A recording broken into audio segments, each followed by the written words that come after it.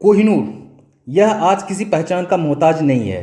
इस हीरे को कभी अनमोल कहा गया तो कभी इसको श्रापित कहा गया। यह एक साम्राज्य से दूसरे साम्राज्य, एक शासक से दूसरे शासक तक कई सदियों तक दुनिया भर में घूमता रहा। आइए इस वीडियो में हम इसकी यात्रा यानी इसकी जर्नी के बारे में देखेंगे और एग्जाम में पूछे जा सकने वाले महत्वपूर्ण तथ्यों पर भी नजर डालते हुए चलेंगे। तो आइए शुरू करते हैं। तो सबसे पहले बात करते हैं इसके डिस्कवरी की, इसके खोज की। तो इसका जो उत्पत्ति हुआ था वो हुआ था गोलकुंडा के खदानों से। गोलकुंडा साम्राज्य कहाँ था? तो ये आंध्र प्रदेश में था। तो गोलकुंडा के खदानों से इसकी उत्पत्ति हुई 1306 ईस्वी के आसपास। और ये पहुंचा किसके पास? तो काकतीय राजवंश के शासकों के पास पहुंचा है। यानी इसका प्रथम स्वामित्व किसके पास रहा? काकतीय राजवंश के पास रहा। वे इस हीरे को अपने कुलदेवी भद्रकाली की मूर्ति पर लगाते थे, जो कि वारंगल में स्थित था। ये जो वारंगल है, वारंगल इसकी राजधानी थी, लेकिन ये दूसरी राजधानी थी। काकतीय वंश की पहली राजधानी हनमकोंडा थी। हनमकोंडा, इसको अमकोंड भी कहीं कहीं बोला जाता है। तो हनमकोंडा इसकी पहली राजधानी थी। बाद में इसको ट्रांसफर कर दिया गया वारंगल में। वारंगल को ओरुगल्लू भी बोलते हैं। क्या बोलते हैं? ओरुगल्लू। देखिए, एक इंटरेस्टिंग बात है कि इस हीरे का नाम तभी कोहिनूर नहीं था। कोहिनूर इसका नाम आगे चलकर पड़ा। आगे कैसे पड़ा वो आगे हम वीडियो में देखेंगे। वीडियो आखिरी तक देखिएगा, बहुत ही इंटरेस्टिंग सी कहानी है। तो कोहिनूर हीरा सबसे पहले खोजा गया गोलकुंडा के खदानों में 1306 ईस्वी में, और उसका पहला स्वामित्व रहा काकतीय राजवंश के शासकों के पास। फिर ये हीरा काकतीय राजवंश के शासकों से कहां पहुंच गया? अलाउद्दीन खिलजी के पास। अलाउद्दीन खिलजी के पास कैसे पहुंचा? तो 14वीं सदी में जो है अलाउद्दीन खिलजी ने अपने सेनापति मलिक काफूर को भेजा। कहां? तो काकतीय राजवंश पर आक्रमण करने के लिए। वहां आक्रमण में इसने काकतीय राजवंश को पराजित कर दिया और वहां से उनका खजाना लूट लिया। तो उन लूटे हुए खजानों के साथ ये कोहिनूर हीरा भी दिल्ली ले जाया गया, वारंगल से दिल्ली ले जाया गया। तभी इसका नाम कोहिनूर नहीं पड़ा था, लेकिन हम इस वीडियो में आगे हम कोहिनूर ही बोलेंगे ताकि आसानी से समझ में आए। ठीक है। फिर जब ये दिल्ली लाया गया तो अलाउद्दीन खिलजी ने एक अधिकारी जिसका नाम था ख्वाजा हाजी, उसको बुलाया और पूछा कि इसकी कीमत कितनी हो सकती है। तो इसके जवाब में उसने कहा कि इसकी कीमत अनमोल है, इसका मोल नहीं लगाया जा सकता है। फिर ये खिलजी वंश से होते हुए तुगलक के पास पहुंचा। फिर तुगलक से आगे विभिन्न राजाओं के पास से होते हुए ये पहुंचा मुगल साम्राज्य के संस्थापक बाबर के पास। किसके पास? बाबर के पास। तो बाबर के पास कैसे पहुंचा? तो 1526 ईस्वी में पानीपत का युद्ध हुआ था। आप लोगों को पता ही होगा, 1526 में पानीपत का युद्ध हुआ था, जिसमें बाबर ने इब्राहिम लोदी को हराया। उसी से उसने ये हीरा प्राप्त किया। तब बाबर ने इस हीरे को क्या नाम दिया था? बाबर का हीरा। क्या नाम दिया? बाबर का हीरा। फिर ये बाबर का हीरा जो है ये उसके बेटे हुमायूं के पास पहुंचा। हुमायूं से ये आगे चलकर पर्शिया, जिसको कि अभी वर्तमान में क्या बोलते हैं? ईरान, पर्शिया पहुंचा। फिर पर्शिया से फिर भारत पहुंचा। इनको डिटेल में नहीं देखेंगे, ये ज़्यादा ज़रूरी नहीं है। हमारे लिए ज़रूरी है कि हुमायूं के हाथ से पर्शिया पहुंचा, फिर भारत आया। भारत आने के बाद ये फिर कई राजाओं से होते हुए शाहजहां के पास पहुंच गया। शाहजहां के पास ये हीरा 1656 ईस्वी में पहुंचा था। किसके द्वारा पहुंचा गया था? तो मीर जुमला के द्वारा ये उपहार के तौर पर शाहजहां को भेंट किया गया था। मीर जुमला जो है ये गोलकुंडा रीजन से ही आते थे। तो इन्होंने शाहजहां को उपहार के तौर पर हीरा भेंट किया। फिर शाहजहां ने इस हीरे को तराशने के लिए मीर जुमला को ही दिया, जो कि इसका कुशल जौहरी भी था। मीर जुमला का असली नाम क्या था? मोहम्मद सईद। बाद में शाहजहां ने इस हीरे को अपने मशहूर मयूर सिंहासन, जो कि उसका तख्ते ताउस था, इसी पर बैठा करता था वो, इस पर लगवाया। इसमें बहुत सारे मोती जवाहरात जड़े हुए थे, जिसमें कि हीरे को भी, कोहिनूर को भी इसने उसमें जड़ा। शाहजहां के बाद ये हीरा उसके बेटे औरंगजेब के पास चला गया। ऐसा कहा जाता है कि कोहिनूर जो है ताजमहल से भी महंगा था। कितना? तो 4 गुना ज़्यादा महंगा आकलित किया गया था उस टाइम। फिर कोहिनूर की जर्नी में एक बहुत ही महत्वपूर्ण मोड़ आता है, वो है नादिर शाह का आक्रमण। 1739 ईस्वी में पर्शिया का नादिर शाह जो है दिल्ली पर आक्रमण करता है। उस समय दिल्ली का शासक कौन था? मोहम्मद शाह रंगीला, जो कि बहुत ही कमज़ोर शासक था।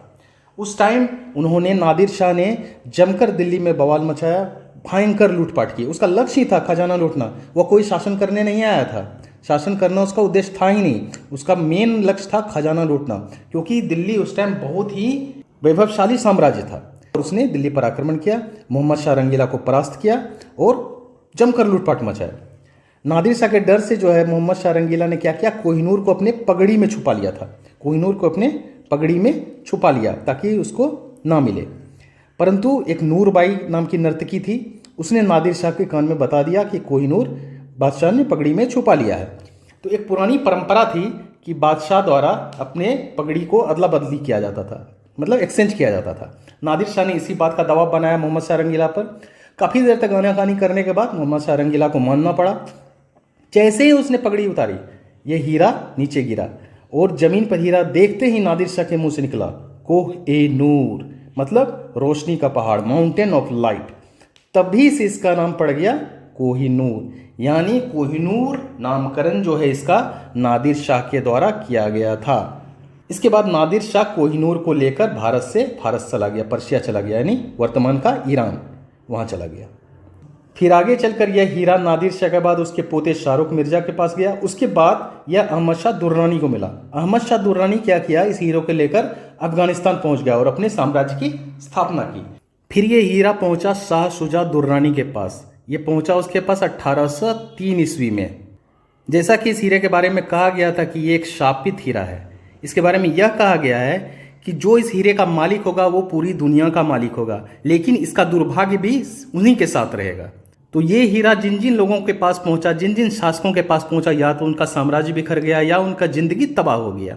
ये बात शाह शुजा दुर्रानी पर भी लागू हुई। उसके राज्य में बगावत आ गया, उसके लोगों ने ही उसे गद्दी से उतार फेंका। उसने अपनी पत्नी वफाक बेगम और भाई जमान शाह को कोहिनूर हीरा दिया और बोला जाओ पंजाब के राजा रंजीत सिंह हैं, उनसे मदद मांग कर लाओ। फिर ये लोग रंजीत सिंह के पास पहुंचे। रंजीत सिंह ने मदद भी की, हमलावरों को हराया और शाह शुजा को मुक्त भी करवाया। शाह शुजा ने कोहिनूर की कीमत तय करने के बजाय ये कहा था कि अगर 4 दिशाओं में 4 पत्थर फेंके जाए, मतलब एक पत्थर इधर फेंके, एक पत्थर इधर, एक पत्थर इधर, एक पत्थर इधर, चारों दिशाओं में 4 पत्थर खूब जोर लगाकर फेंकिए और एक पत्थर ऊपर की ओर यानी आसमान की ओर फेंकिए। तो इन पत्थरों को फेंकने के बाद जितना जगह वो बनता है उसको अगर सोने से भी भर दिया जाए तो भी कोहिनूर की कीमत उसके बराबर नहीं होगी। इसका मतलब क्या था, हीरे को अनमोल और अतुलनीय बोला था उसने। मतलब शाह शुजा के इस कथन से यह प्रतीत हो रहा है कि हीरे का मूल्य इतना अधिक था कि उसकी कोई निश्चित कीमत नहीं बताई जा सकती थी। तो इतना बहुमूल्य हीरा अब किसको मिलने वाला था, महाराजा रंजीत सिंह को, क्योंकि शाह शुजा ने वादा किया था कि आप मेरी मदद कीजिए, हम आपको हीरा देंगे। लेकिन बाद में क्या हुआ, ये शाह शुजा जो है मुकर गया। तो रंजीत सिंह, भाई रंजीत सिंह थे, उन्होंने शाह शुजा को अपने महल में कैद कर लिया। फिर बाद में आनाकानी करते हुए शाह शुजा ने कोहिनूर किसको दे दिया, महाराजा रंजीत सिंह को। तो महाराजा रंजीत सिंह के पास 1813 ईस्वी में कोहिनूर हीरा आया।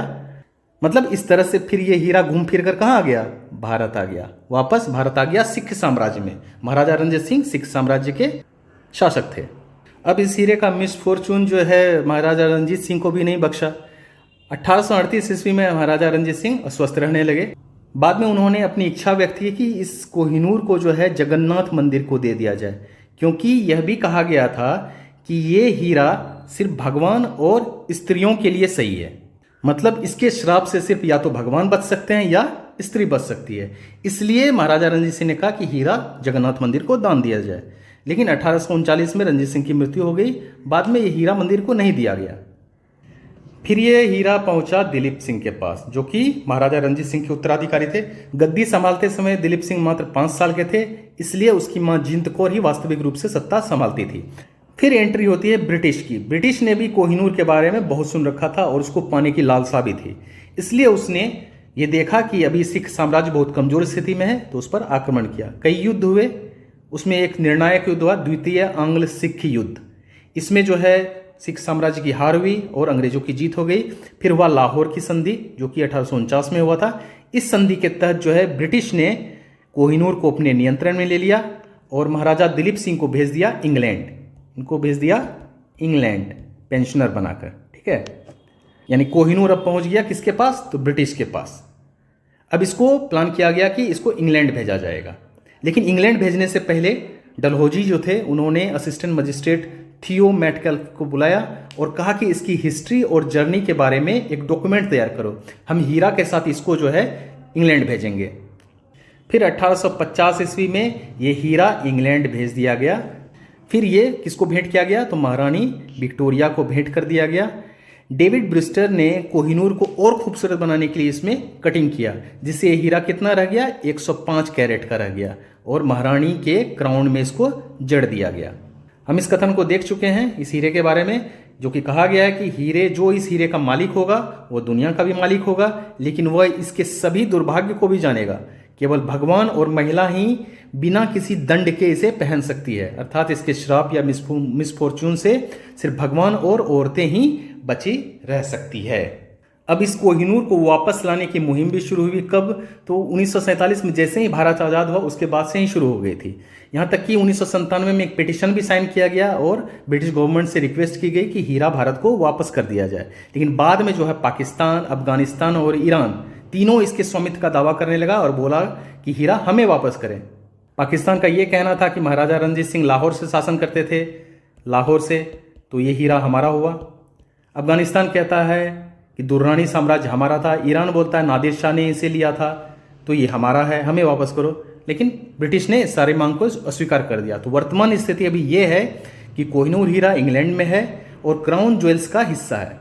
लंदन के टावर ऑफ लंदन में एक म्यूजियम में रखा गया है सार्वजनिक प्रदर्शन के लिए, आप भी जाकर देख सकते हैं इसको। ब्रिटेन की ओर से कानूनी और ऐतिहासिक दावों के आधार पर इसे वापस करने से मना कर दिया गया है। टावर ऑफ लंदन में ऐसे सुरक्षित करके इसको रखा गया है प्रदर्शनी में, आप देख सकते हैं। अब आप डिसाइड कीजिए कि ये हीरा जो है अनमोल है या श्रापित है। Thank you very much. अगले वीडियो को लेकर हम जल्द आएंगे, तब तक के लिए जय हिंद।